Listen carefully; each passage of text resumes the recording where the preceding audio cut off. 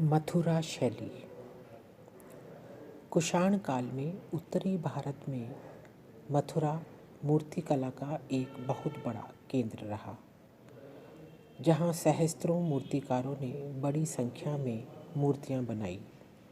इसी कारण कुषाण युग में शिल्प कर्म और प्रतिभा निर्माण के लिए मथुरा की ख्याति दूर दूर तक हो गई थी। परखम जैसी अति महाकाव्य प्रतिमाओं के निर्माण में शिल्पी मौर्य शुंग युग में ही अभ्यस्त हो चुके थे। उसी परंपरा को कुषाण युग में बोधिसत्व, बुद्धनाग और यक्ष देवताओं की विशालकाय मूर्तियों के निर्माण द्वारा आगे बढ़ाया गया। इस समय लोक शैली, भरहुत और सांची की उन्नत दोनों शैलियां बराबर चल रही थी। यह दोनों शैलियां कुषाण काल में मिलकर एक हो जाती हैं, जो मूर्तिकला के इतिहास में मथुरा शैली के नाम से प्रसिद्ध हुई।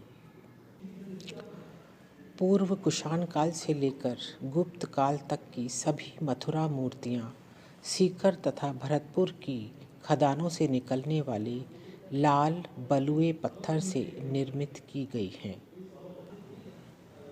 शिलालेखों तथा शिल्प के भग्नावशेषों से कुषाणकालीन मथुरा कला का समय दूसरी शताब्दी से लेकर छठी शताब्दी तक माना जाता है।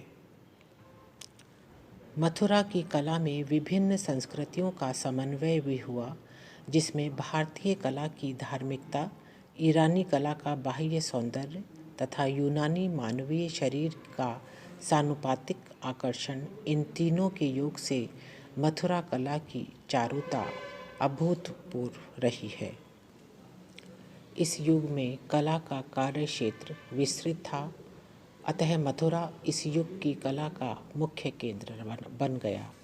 इसके दो कारण थे। पहला यह कि यह कुषाण नरेशों की राजधानी थी और उन नरेशों का संरक्षण प्राप्त था। दूसरा यह कि मथुरा उत्तरी भारत में उस काल का एक प्रमुख व्यापारिक केंद्र था। पश्चिमोत्तर भारत में तक्षशिला, पूर्वी भारत में कौशाम्बी, वाराणसी और पाटलिपुत्र तथा दक्षिण में विदिशा और प्रतिष्ठान एक तक के व्यापारी मथुरा होकर आया जाया करते थे। बुद्ध तथा जैन धर्म ने राजाओं और धनिक वर्ग के लोगों को सबसे अधिक प्रभावित किया। अतः आर्थिक दृष्टि से संपन्न मथुरा भारत के उन प्रमुख नगरों में से एक था, जहाँ प्राचीन भारत के 4 धर्मों ब्राह्मण, बौद्ध, जैन और लोक धर्मों का समन्वय हुआ। अब सबसे पहले हम देखेंगे बौद्ध धर्म से संबंधित मथुरा की मूर्तियाँ। निसंदेह मथुरा के संप्रदाय को सर्वप्रथम बुद्ध की पूर्ण रूपेण भारतीय प्रतिमा बनाने का श्रेय प्राप्त हुआ। यद्यपि शुंग काल तक बुद्ध की प्रतिमा प्राप्त नहीं हुई, क्योंकि स्वयं बुद्ध ने अपनी मूर्ति बनाने का निषेध किया था, लेकिन धीरे धीरे ब्राह्मण धर्म में कृष्ण भक्ति संप्रदाय अधिक प्रबल होने के कारण कृष्ण मूर्ति की पूजा प्रारंभ हुई। उसी समय जैन धर्म में भी मूर्तियां बनाने का कोई निषेध नहीं था। अतः दोनों के प्रभाव से बौद्ध धर्म भी अछूता नहीं रहा और उसने भी महायान संप्रदाय के रूप में भक्ति मार्ग अपनाया तथा तत्काल बुद्ध मूर्तियां बनानी आरंभ कर दी। अपनी कल्पना को साकार रूप प्रदान करने के लिए मूर्तिकारों ने चक्रवर्ती राजा, महायोगी, महापुरुष रूप तथा यक्ष मूर्ति लक्षणों का समायोजन किया। महापुरुष के रूप में बुद्ध के 32 लक्षण माने जाते हैं। आरंभिक मूर्तियों को अभिलेखों में बोधिसत्व कहा गया। बोधिसत्व का अर्थ है बोधि प्राप्त करने का अधिकारी व्यक्त किया जाता है। इस काल की बौद्ध प्रतिमा स्थानक व आसन दोनों मुद्राओं में है और आभा मंडल युक्त बुद्ध खड़े हुए भी हैं और पद्मासन लगाए हुए भी हैं। बुद्ध प्रतिमा की अन्य विशेषताओं में पद्मासन लगाए बुद्ध, जिनका दायां हाथ अभय मुद्रा में व बायां हाथ घुटने पर रखा है। हथेली व तलवों पर धर्म चक्र व त्रिरत्न चिन्ह, बुद्ध आसन की पीठिका के नीचे बैठा हुआ सिंह व खड़ी बुद्ध प्रतिमाओं में पैरों के बीच में सिंह को बैठा हुआ बनाया गया है। सिर के पीछे आभा मंडल, मुंडित सर का ऊष्णीय भूमध्य में ओढ़ना अंकित है। नीचे पार्श्व में चामरग्राही पुरुष पुष्प वृष्टि करते दो आकाशचारी देव आकृतियां अंकित हैं। इनमें अविलोकितेश्वर, बोधिसत्व तथा कश्यप बुद्ध की मूर्तियां मथुरा कला की देन हैं। यहाँ बुद्ध के जीवन की प्रमुख घटनाओं को भी स्थापित किया गया है। मथुरा शैली की ब्राह्मण धर्म की मूर्तियां।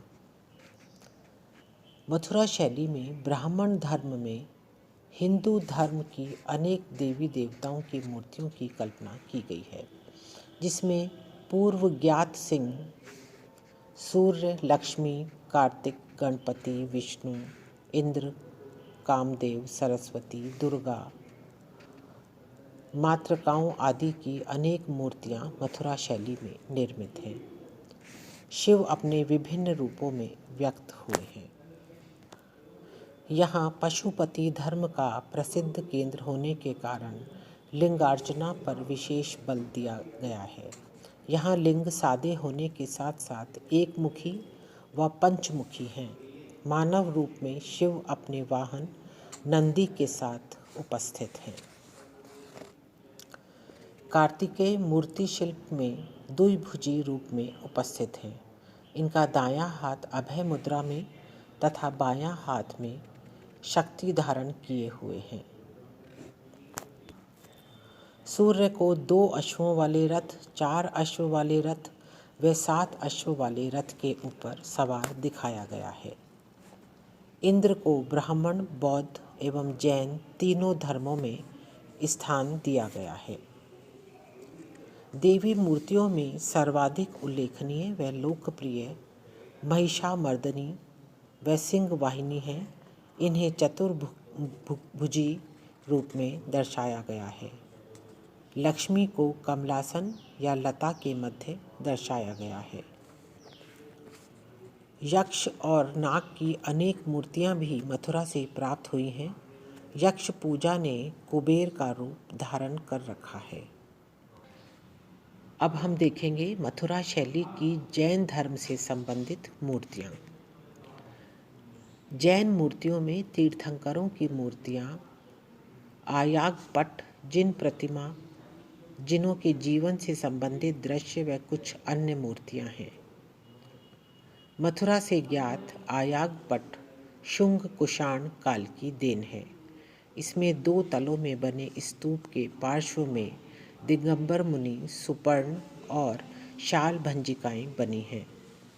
तोरणों के नीचे दोनों ओर स्त्री पुरुष या दानदाता दंपत्ति की आकृतियां हैं। दोनों ओर स्तंभों पर क्रमशः चक्र और सिंह स्थापित हैं।